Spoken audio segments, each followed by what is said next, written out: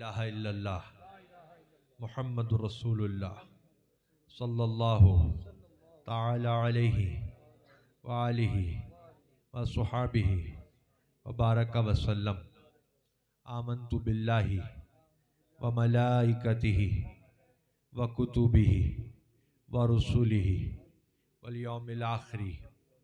اچھا ایک بات سنو، توبہ کرائیں سے پہلے اگر میں ایک نصیحت کر دوں تو صحیح رہے گا؟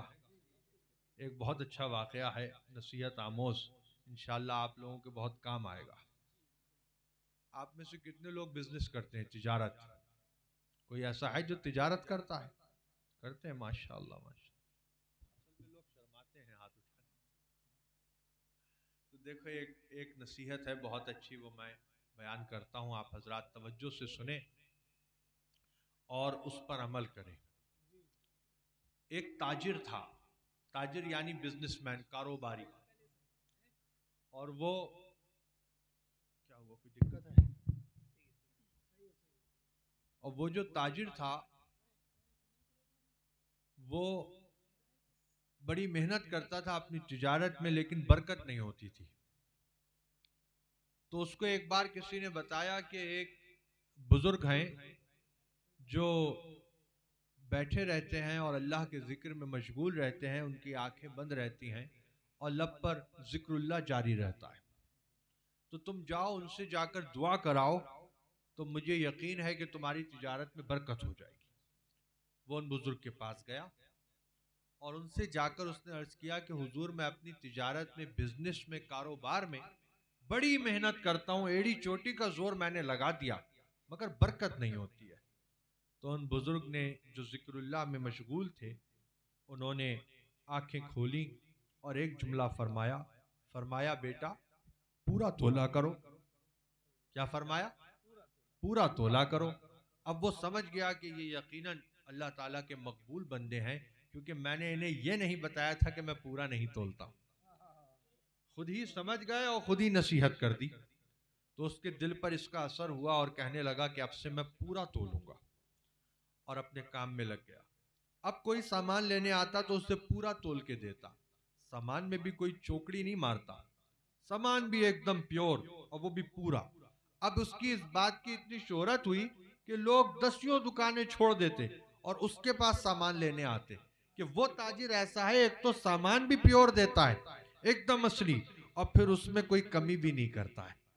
اتنی برکت ہوئی اللہ کی رحمت سے کہ جو تولنے کے باٹ ہوتے ہیں نا، وہ بھی اس نے سونے کے بنوا لی، اور وہ لے کر گیا انہی بزرگ کی بارگاہ میں اور کہا حضور آپ کی نصیحت نے تو بڑا کرم کیا، یہ دیکھیے اتنی برکت ہوئی ہے اللہ کی رحمت سے کہ تولنے والے جو باٹ ہوتے ہیں یہ بھی میں نے سونے کے بنوا لیے، اور یہ صرف آپ کے غلام کے پاس ہیں اس علاقے میں اور کسی کے پاس نہیں۔ اب بزرگ ذکر اللہ میں مشغول تھے، لب پر اللہ اللہ کی صدائیں جاری تھیں۔ جب اس کی یہ بات سنی تو آنکھیں کھولی اور ایک جملہ فرمایا اس کو ندی میں پھینکاؤ۔ کیا فرمایا؟ اس کو ندی میں پھینکاؤ۔ اب وہ سونے کے تھے مگر وہ جانتا تھا کہ ملے انہی کی دعا سے، انہی کی نصیحت سے ملے ہیں۔ اس نے دل پر پتھر رکھے، ندی کے کنارے گیا اور آنکھ بند کر کے پھینک دیا اور واپس آ کر اپنے کام پر لگ گیا۔